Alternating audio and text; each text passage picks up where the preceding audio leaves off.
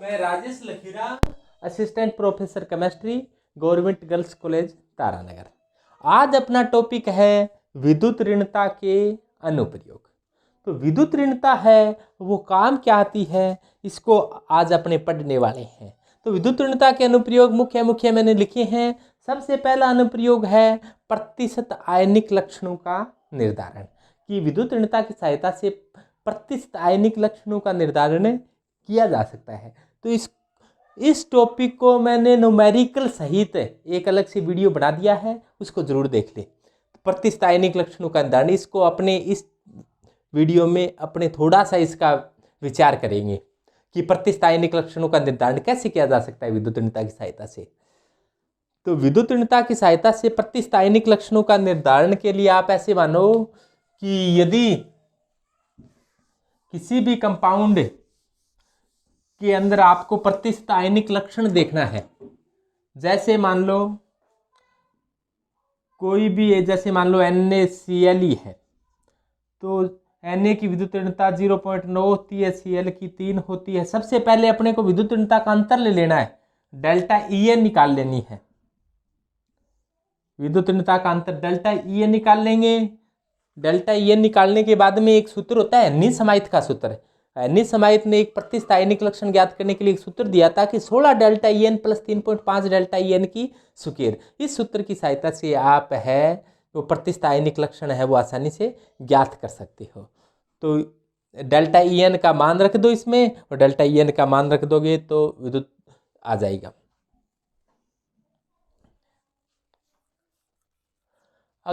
अगला example LiCl वाला लेकर बताया है कि LiCl में प्रतिशत आयनिक लक्षण कितनी होती हैं। तो लिथियम की विद्युत ऋणता 1 होती है, क्लोरीन की 3 होती है। विद्युत ऋणता का अंतर डेल्टा En का मान 2 हो गया, ये मान 2 रखा। विद्युत ऋणता का मान 3 में से एक हटाया 2 रखा, और ये मान 2 रख कर और ये प्रतिशत आयनिक लक्षण ज्ञात कर लिया कि इतने प्रतिशत आयनिक है। LiCl है वो 46 प्रतिशत आयनिक है। शेष क्या है, सहसंयोजक है। दूसरा, इस प्रकार से अभी आप ध्यान रख सकते हो सीधा सिंपल तरीके से कि कोई कितना प्रतिशत आयनिक है, कितना प्रतिशत सहसंयोजक है। यदि आपको विद्युत ऋणता के डाटा ध्यान है तो विद्युत ऋणता कंपाउंड की विद्युत ऋणता का अंतर ज्ञात कर लो। विद्युत ऋणता के अंतर के आधार पर आप कि आयनिक है या कोवलेंट है उसका पता लगा सकते हो।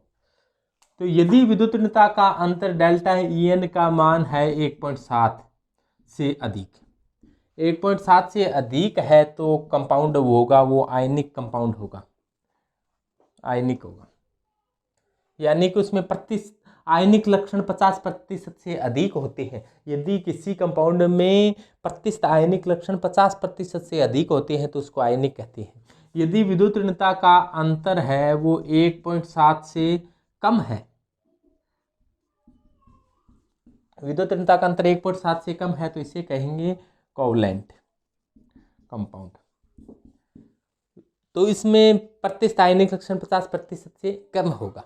यदि विद्युत ऋणता का अंतर है वो 1.7 ही है तो ऐसा कंपाउंड होगा वो 50% तो क्या होगा, आयनिक होगा, और 50% ही क्या होगा, कोवलेंट होगा।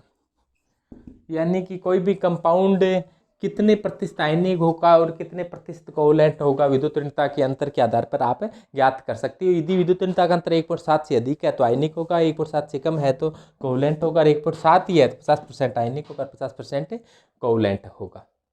तो ये प्रतिशत आयनिक लक्षण वाला है। दूसरा एक निसमाइत का सूत्र बता दिया आपको, फिर भी मैं थोड़ा दोबारा लिख देता हूँ कि प्रतिशत आयनिक लक्षण है, प्रतिशत आयनिक लक्षण है वो निसमाइत ने एक सूत्र दिया था कि विद्युत ऋणता का अंतर ज्ञात कर लो, फिर 16 delta En plus 3.5 delta En की स्क्वायर के आधार पर ज्ञात किया जा सकता है।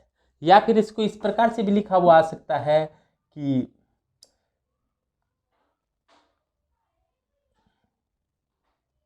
आप इसी प्रकार से याद रखोगे ज़्यादा बढ़िया रहेगा, नहीं तो फिर कंफ्यूजन पैदा करेगा। 16 delta En plus 3.5 delta En की स्क्वायर, या फिर आपको इसको ब्रैकेट में लिखकर 100 लिखा हुआ मिल सकता है तो आप इसमें एक बार 100 का भाग देकर आगे 100 लिख सकते हो।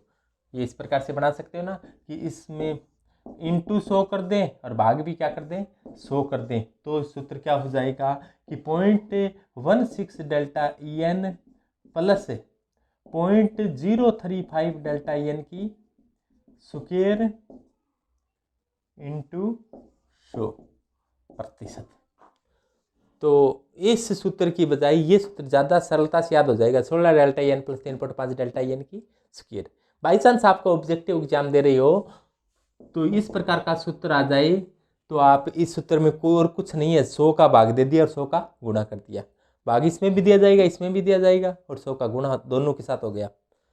तो ये प्रतिस्थायनिक लक्षण आप विद्युत ऋणता के आधार पर ज्ञात कर सकती हो। अगला आयनिक जल अपघटन। किसी भी कोई कंपाउंड है उसका जल अपघटन होगा कि नहीं होगा, इसका निर्धारण कैसे होगा विद्युत ऋणता के आधार पर। तो ये बहुत ही सरलता से आप विद्युत ऋणता के आधार पर कोई भी कंपाउंड है उसका जल अपघटन होगा कि नहीं होगा इसका निर्धारण किया जा सकता है। अपने दूसरा बात करते हैं जल अपघटन। पहला होने के बाद में जल अपघटन पर आप फोकसित करो। प्रतिस्थायनिक लक्षणों का आपने वर्णन पढ़ लिया है, इसको मैं एक बार मिटो देता हूं ताकि अपना ध्यान जल अपघटन की तरफ आए। जल अपघटन का मतलब कोई भी कंपाउंड जल के साथ क्रिया आसानी से कर लेता है, यानी कि जल के साथ क्रिया करके टूट जाता है, तो इसे क्या कहेंगे, अपने जल अपघटन कहेंगे। कौन सा कंपाउंड टूटता है कौन सा नहीं टूटता इसका निर्धारण कैसे होगा। यदि विद्युत ऋणता का अंतर ज़्यादा है तो जल अपघटन आसानी से होता है, और विद्युत ऋणता का अंतर कम है तो जल अपघटन मुश्किल से होता है।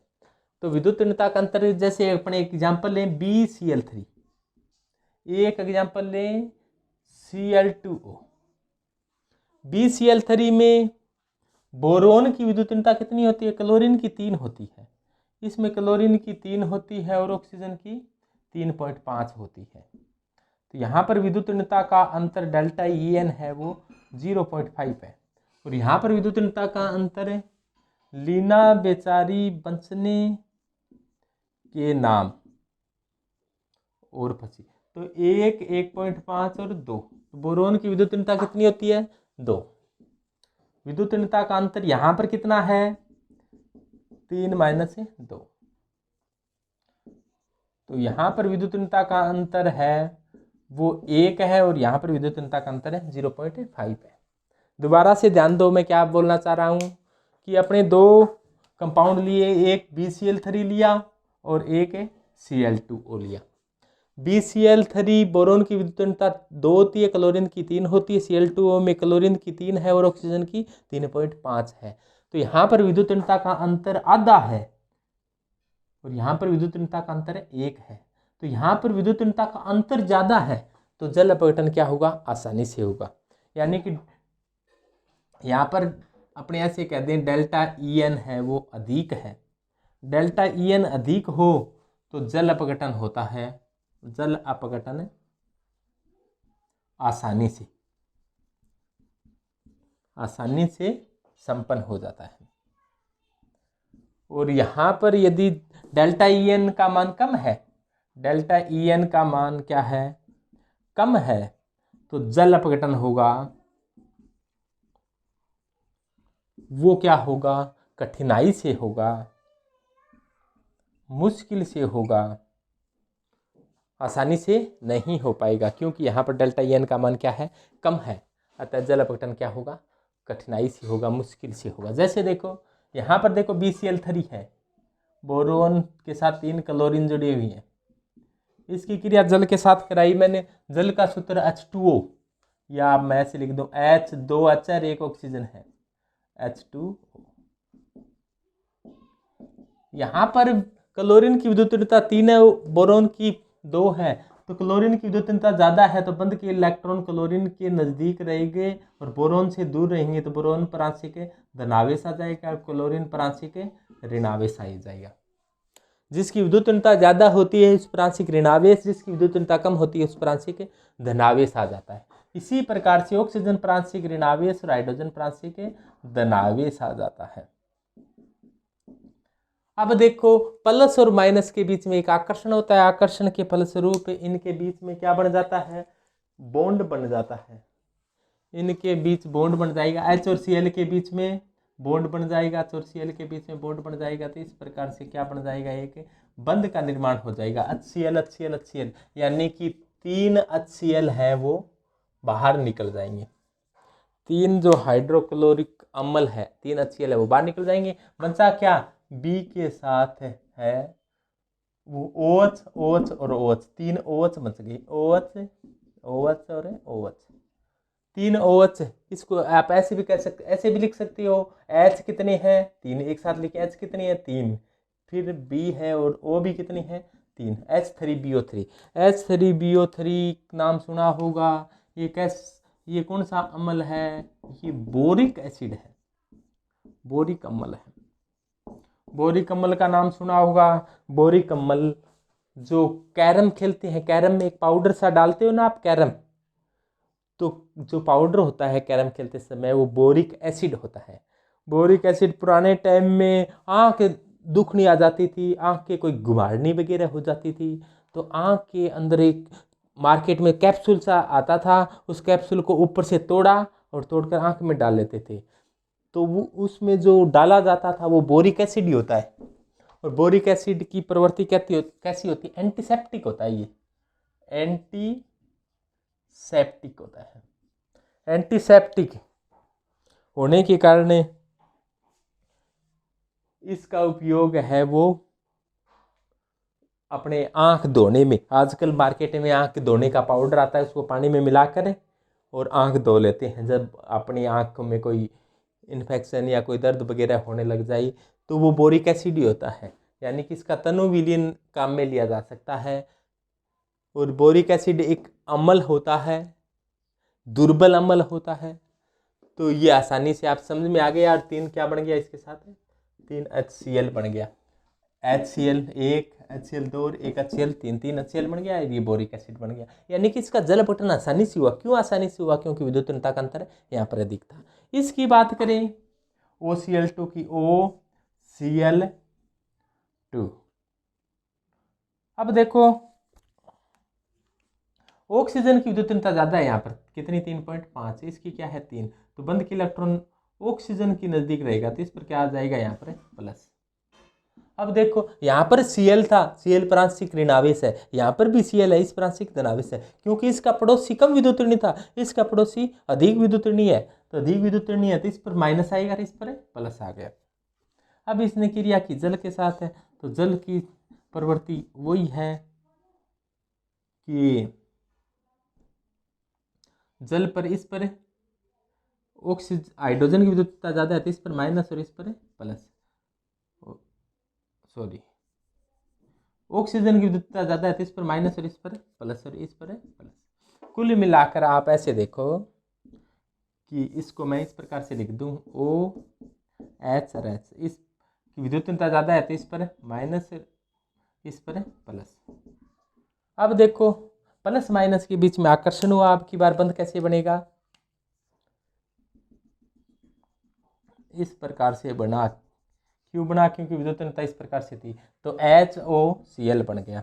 क्या बना, HOCl बना, HOCl बना, बाकी HOCl, तो HOCl के दोनों बढ़ गए। लेकिन विद्युत ऋणता का अंतर यहाँ पर काफी कम है, ये 3 है, 3.5 है। विद्युत ऋणता का अंतर कम होने के कारण ये जल अपघटन क्या हुआ, आसानी से संपन्न नहीं हो पाएगा, मुश्किल से संपन्न होगा। लेकिन यहाँ पर विद्युत ऋणता का अंतर 1 था तो जल अपघटन आसानी से संपन्न हो गया। तो जल अपघटन कब आसानी से संपन्न होगा, कब मुश्किल से संपन्न होगा, इसका निर्धारण है वो विद्युत ऋणता के आधार पर होता है। इसके बाद में अगला आता है यौगिक का सूत्र लिखना। कोई भी यौगिक का सूत्र लिखते समय सामान्यतः ऐसा होता है कि कम विद्युत ऋणी को पहले लिखा जाता है जबकि अधिक विद्युत ऋणी को बाद में लिखा जाता है। कम विद्युत ऋणी को पहले लिखा जाता है, अधिक विद्युत ऋणी को बाद में लिखा जाता है। जैसे अपने अभी बात की थी कि BCl3, इसकी विद्युत ऋणता 3 है, इसकी कितनी है 2 है, तो कम विद्युत ऋणी को पहले लिखा, अधिक विद्युत ऋणी को बाद में लिखा। इसी प्रकार Cl2O, इसकी विद्युत ऋणता 3.5 है, इसकी 3 है, तो कम विद्युत ऋणी को पहले लिखा है, अधिक विद्युत ऋणी को बाद में। देखो यहाँ पर Cl बाद में आया क्योंकि अधिक विद्युत ऋणी है इस यौगिक में, लेकिन ऑक्सीजन के साथ जुड़ गया तो ये कम विद्युत ऋणी है 3, इसकी विद्युतनीयता 3, दोनों में 3 है, लेकिन इसके साथ बोरोन जुड़ा हुआ है, बोरोन कम विद्युतनीय है तो बोरोन को पहले लिखा। यहाँ पर क्लोरीन और ऑक्सीजन में क्लोरीन की विद्युतनीयता कम है तो क्लोरीन को पहले लिखा। इसी प्रकार जैसे मान लो NaCl है, ऐसे नहीं लिखते ClNa, NaCl क्यों? क्योंकि इसकी विद्युतनीयता क्या है, कम है। कितनी होती है?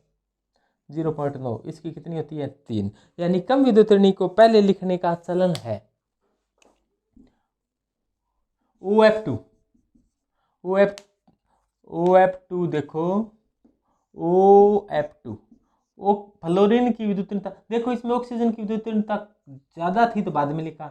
यहाँ पर फ्लोरीन के साथ ऑक्सीजन आ गया तो ऑक्सीजन की विद्युतनीयता फ्लोरीन से कम है तो इसको पहले लिखा। OF2 लिखा जाता है, Cl2O लिखा जाता है। OCl2 कभी नहीं लिखा जाता, Cl2O लिखा जाता है। यानी कम विद्युतनीय को पहले लिखा जाता है, अधिक विद्युतनीय को बाद में लिखा जाता है। लेकिन कुछ से पुराने अपवाद चले आ रही हैं, जैसे NH3, ये अपवाद है। NH3 में हाइड्रोजन की विद्युतनीयता कम होती है, नाइट्रोजन की विद्युतनीयता ज़्यादा होती है, तो भी पहले लिखा हुआ है, कारण अपवाद है। मीथेन है, इसकी विद्युतनीयता 2.1, इसकी विद्युतनीयता 2.5, लेकिन ये क्या है, अपवाद है। तो इस नियम के कुछ अपवाद भी होते हैं, जिनकी विद्युतनीयता है कुछ की कम होती है, कुछ की ज़्यादा होती है, तो ये अपवाद स्वरूप भी ऐसा होता है। बाकी सामान्यतः अधिक विद्युतनीय को क्या करते हैं, अपने पहले लिखते हैं। जैसे HF है, HCl है, HBr है। हाइड्रोजन की 2.1 है, लेकिन इसकी 4 है, 3 है, 2.8 है, तो यानी कि विद्युतनीयता ज़्यादा है तो अपने क्या करेंगे, बाद में लिखेंगे, कम है तो पहले लिखेंगे, ऐसा होता है। HF को FH नहीं लिखते, तो कारण क्या है, कम विद्युतनीय को पहले लिखा जाता है, अधिक विद्युतनीय को बाद में लिखा जाता है। तो ये यौगिक का सूत्र लिखते समय ये ध्यान रखा जाता है कि कम विद्युतनीय को पहले, अधिक विद्युतनीय को बाद में लिखने का चलन है। अगला तीसरी बात करें अपने बंद कोण की, तो बंद कोण का निर्धारण भी विद्युतनीयता के आधार पर होता है। जैसे बंद कोण का निर्धारण भी विद्युतनीयता के आधार पर आसानी से हो जाता है। तो विद्युतनीयता के आधार पर कैसे, जैसे एक NH3 है और एक NF3 है। NH3 की कंडीशन ये है और NF3 की कंडीशन ये है। दोनों में sp3 संकर्ण है। अब देखो, नाइट्रोजन की विद्युतनीयता 3 होती है, नाइट्रोजन की विद्युतनीयता 3 होती है और नाइट्रोजन की विद्युतनीयता 3 होती है, हाइड्रोजन की विद्युतनीयता 2.1 होती है। तो इस की विद्युतनीयता ज़्यादा है तो इलेक्ट्रॉन नाइट्रोजन के नज़दीक रहेंगे, क्योंकि नाइट्रोजन की विद्युतनीयता ज़्यादा है तो बंध के इलेक्ट्रॉन को नाइट्रोजन खींच लेगा, तो नाइट्रोजन के नज़दीक रहेंगे। अब इलेक्ट्रॉन नज़दीक आ गए तो इनमें क्या होगा, रिपल्सन होगा। रिपल्सन होने से इनका बंध कोण क्या हो जाता है, बढ़ जाता है। और अपने जानते हैं कितना होता है, 106 डिग्री 45 मिनट का होता है, तो लगभग अपने 107 कह देते हैं, 107 डिग्री का होता है। जबकि यहाँ पर देखो, अब बंध के इलेक्ट्रॉन को फ्लोरीन ने खींच लिया है, तो फ्लोरीन ने खींच लिया है तो इनके बीच में प्रतिकर्षण के इलेक्ट्रॉन के बीच की दूरी बढ़ गई, दूरी ज़्यादा है तो प्रतिकर्षण कम है। यहाँ पर दूरी कम, इलेक्ट्रॉन के बीच की दूरी कम, यानी कि बॉन्ड पेयर के बीच में प्रतिकर्षण है वो क्या है, अधिक है। बॉन्ड पेयर का मतलब बंध बनाने में भाग ले लिया, बॉन्ड पेयर अधिक है। यहाँ पर बॉन्ड पेयर के बीच की दूरी ज़्यादा है, तो बीपी प्रतिकर्षण क्या हो गया, बॉन्ड पेयर प्रतिकर्षण क्या हो गया, कम हो गया। कम होने से फिर बंध कोण का मान क्या हो गया, कम हो रह गया। तो NH3 का बंध कोण अधिक होता है NF3 की तुलना में। कारण है क्योंकि यहाँ पर केंद्रीय परमाणु की विद्युतनीयता ज़्यादा है, क्योंकि नाइट्रोजन है उसकी विद्युतनीयता 3 है, हाइड्रोजन की 2.1 है। यहाँ पर फ्लोरीन की 4 है, इसकी 3 है। यहाँ पर तो 3 थी, लेकिन यहाँ पर कम विद्युतनीय जुड़ा हुआ था हाइड्रोजन, यहाँ पर ज़्यादा विद्युतनीय जुड़ा हुआ है फ्लोरीन। तो विद्युतनीयता के आधार पर बंध कोण है वो बहुत ज़्यादा प्रभावित होते हैं। तो थैंक्स, मैं Rajesh Lakhera, assistant professor chemistry, government girls college Taranagar. तो अपने रोज़ाना वीडियो नए नए जारी कर रही हैं, तो इन वीडियो को देखो और पूरा लाभ उठाओ। और सबकी पढ़ाई अच्छी चल रही है, अच्छी चल रही होगी। और आपकी पढ़ाई कैसी चल रही है ये कमेंट कर कर आप ज़रूर बताओ। और आपके कोई प्रॉब्लम आ रही है तो वो भी कमेंट बॉक्स में ज़रूर लिखो। और ये बताओ कि आपके कोई प्रॉब्लम है या कोई न्यूमेरिकल वगैरह नहीं आ रहा है, सभी प्रकार की आप की कोई दिक्कत है तो आप संपर्क कर सकते हो। तो मेरा संपर्क सूत्र आप जानते हो, 9982516622 है। कोई भी दिक्कत परेशानी शंका हो, कोई भी क्वेश्चन वगैरह में कोई दिक्कत हो तो आप पूछ सकते हो। तो थैंक्स, धन्यवाद।